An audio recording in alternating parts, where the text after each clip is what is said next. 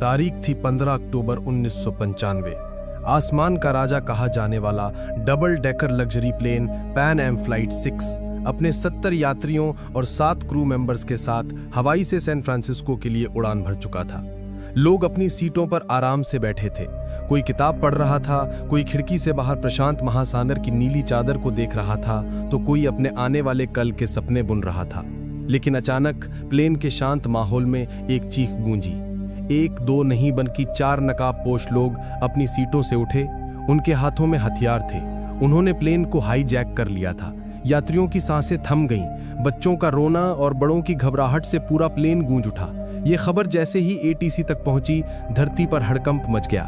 Rescue mission की तैयारियां शुरू हो गईं, लेकिन इससे पहले कि कोई कुछ समझ पाता, ठीक 5 मिनट बाद पैन एम फ्लाइट 6 रडार से हमेशा के लिए गायब हो गई। इसके पीछे का कारण पहला तो हाईजैकर्स ने प्लेन का लोकेशन सिस्टम बंद कर दिया था, पर असली खतरा तो कुछ और ही था। एक ऐसा खतरा जिसे इंसान कंट्रोल नहीं कर सकता। प्लेन सीधा प्रशांत महासागर के सबसे बड़े और खतरनाक तूफान टाइफून के मुंह में जा चुका था। भयानक हवाएं प्लेन को किसी खिलौने की तरह उछाल रही थीं। पायलट अपनी पूरी ताकत से प्लेन को बचाने की कोशिश कर रहा था, पर अगले 2 घंटे तक प्लेन का कंट्रोल प्रकृति के हाथों में था। और 2 घंटों के इस जानलेवा संघर्ष के बाद प्लेन का एक इंजन फेल हो गया और इसके थोड़ी देर बाद दूसरा इंजन भी फेल हो गया।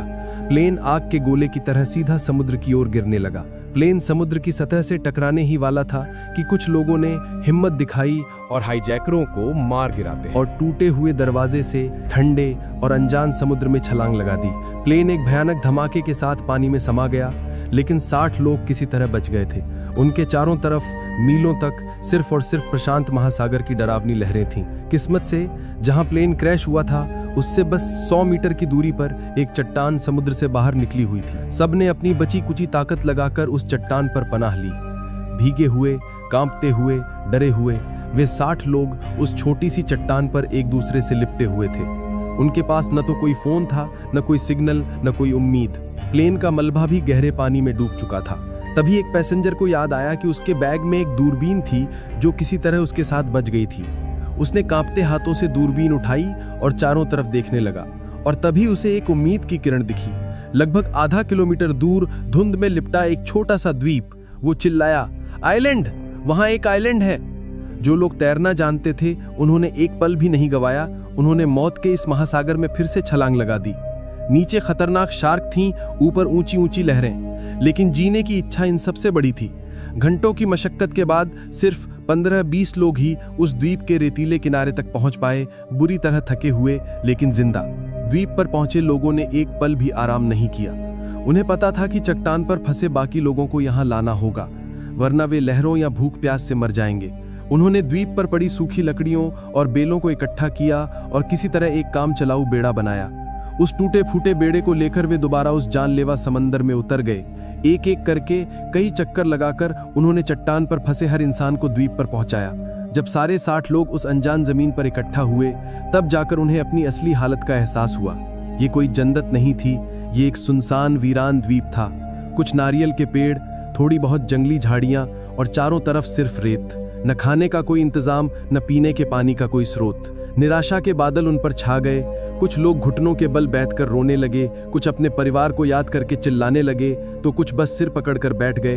यकीन नहीं कर पा रहे थे कि वे वाकई जिंदा हैं या ये कोई भयानक सपना है। इसी हताशा के बीच एक स्कूल टीचर मिस्टर डेविड आगे आए। उन्होंने बुलंद आवाज में कहा, दोस्तों, अगर हम घबरा गए तो हम सब मारे जाएंगे। हमें जीना है, एक दूसरे के लिए जीना है। उनकी आवाज में एक भरोसा था जिसने टूटे हुए लोगों में एक नई उम्मीद जगाई। सब संगठित हुए और घायलों की देखभाल शुरू की गई। अब सबसे बड़ी चुनौती थी भूख और प्यास।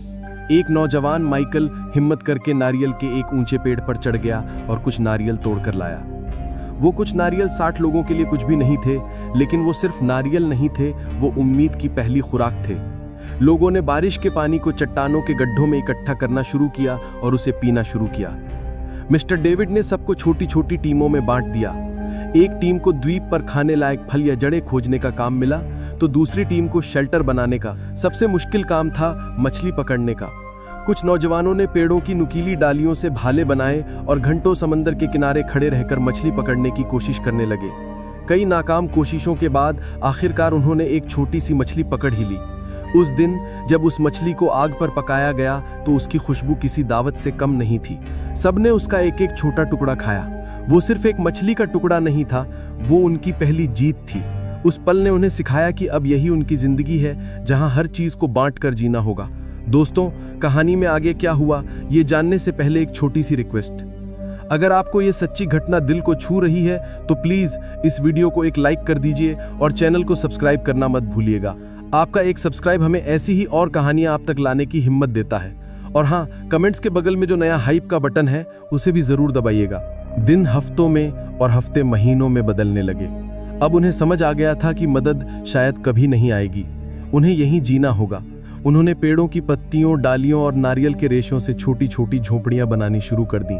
पहली बारिश में ही उनकी सारी मेहनत पर पानी फिर गया, झोपड़ियां लीक करने लगीं, लेकिन उन्होंने हार नहीं मानी और ज्यादा मजबूती से शेल्टर बनाए।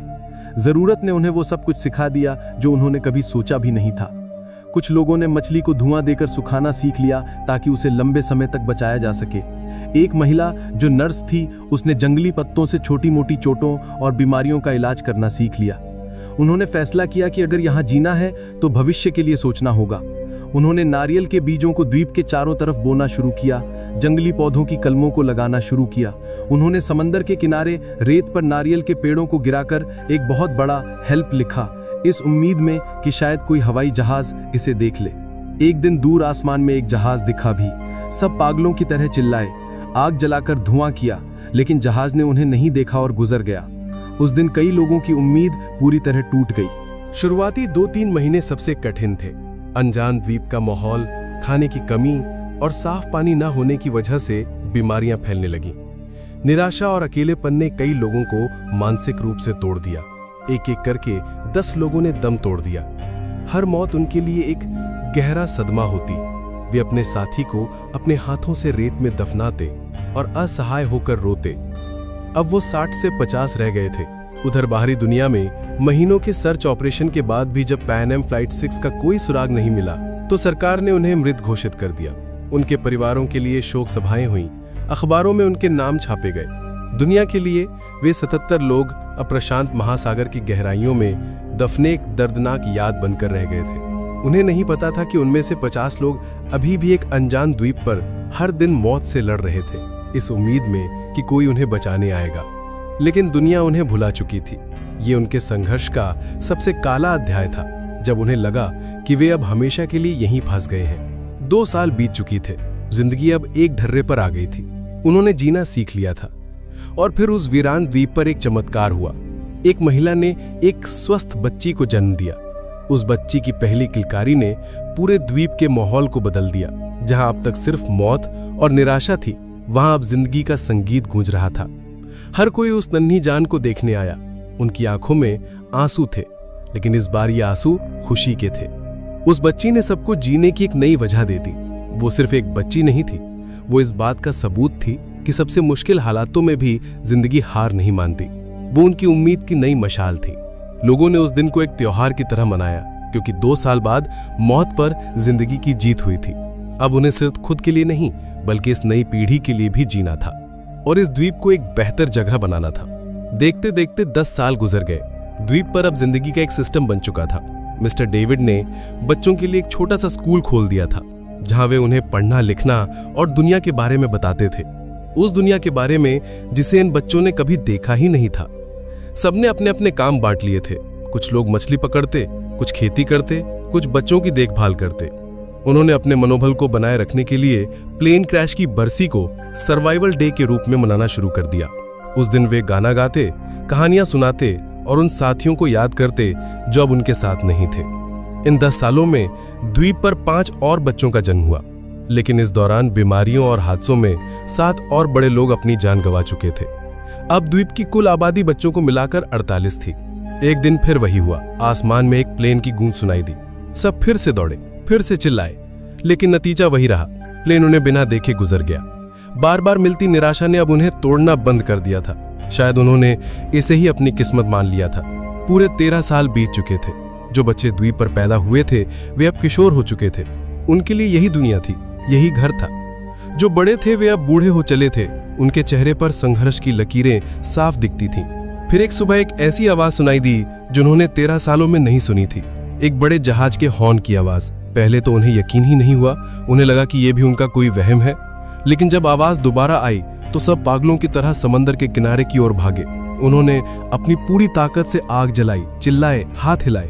उनकी आंखों में एक आखिरी उम्मीद की चमक थी। और इस बार चमत्कार हुआ। जहाज ने उन्हें देख लिया था। जहाज रुका और उनसे कुछ दूर लंगर डाल दिया। उस पल को शब्दों में बयां नहीं किया जा सकता। 48 लोग एक दूसरे को पकड़कर रो रहे थे, हंस रहे थे, चिल्ला रहे थे। 13 साल का लंबा भयानक इंतजार खत्म हो गया था। जब रेस्क्यू टीम नाव से द्वीप पर पहुंची तो उनकी आंखों में भी आंसू थे। वे उन लोगों को देख रहे थे जिन्हें दुनिया मरा हुआ मान चुकी थी। जब वे 48 लोग वापस शहर लौटे तो दुनिया हैरान रह गई। वे अब पहले जैसे इंसान नहीं थे। शहर की चकाचौंध, गाड़ियां, इमारतें, सब कुछ उन्हें अजीब लग रहा था। उनकी कहानी किसी को भी यकीन नहीं हो रही थी जब तक कि एक सर्वाइवर की डायरी सामने नहीं आई।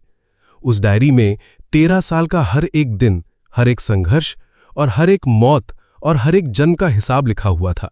जब मीडिया ने उस डायरी के पन्नों को दुनिया के सामने रखा तो हर कोई रो पड़ा। ये इंसान के हौसले, हिम्मत और जीने की जिद की एक अविश्वसनीय दास्तां थी।